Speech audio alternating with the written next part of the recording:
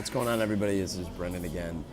Of course, you're on my channel. You didn't find this anywhere else. This is where you found this. Maybe you're here from Cora. Hey, here's the deal, Sales Comics.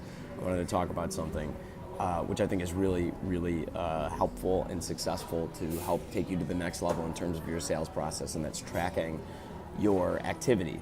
Now, don't go crazy with this. You should track as much as you can, almost everything, if it's possible for you to do that, but don't lose your mind and go nuts because you're trying to track literally everything. There's a small number probably, of very important activities that you get done daily. Calls, emails, how many calls you get done in an hour, what your pace is, how many emails you get replies from, just a handful of these things. Probably no more than 5 to 7 at most key performance indicators that you should be tracking daily. You should track them over time. You should track how they do. You should track how you do against them. You should track how many meetings you're getting. Absolutely. You should track how many of those meetings advance. You should track how many connections you make on the phone. You should track how many emails you're sending a day, how many replies you're getting. Really, all of those things together are going to be very important because over time you're going to take a look. But more importantly, over time you're going to be able to see how and where the trends are, how the trends exist, where they are, why they exist, and what you can do to try to improve incrementally each different bit of this. You're not just flying in the dark.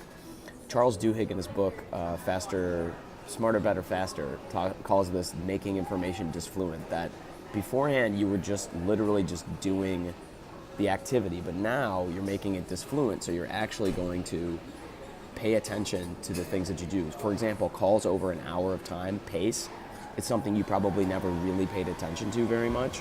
But if you start physically marking off how many calls you make in an hour, you'll find that you'll actually be more efficient with your time simply because you're keeping track. You're not going to try. You're not going to go out of your way. It's really low effort, but it makes a big difference. And the other thing that this helps is it helps you define what success is, because is making this many calls in an hour successful or is it unsuccessful? Well, you have to have some sense of what your connections are and where they're happening and how they're happening and what numbers you need to hit in order to make that happen. And the only way to do that is if you track data.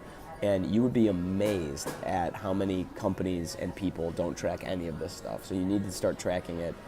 And also, I would say it encourages you to understand where things are not happening and how to get them back to happening. So if you're sending a lot of emails but you're not getting a lot of connections, you absolutely need to do that. So track all your information. That's the next thing to do.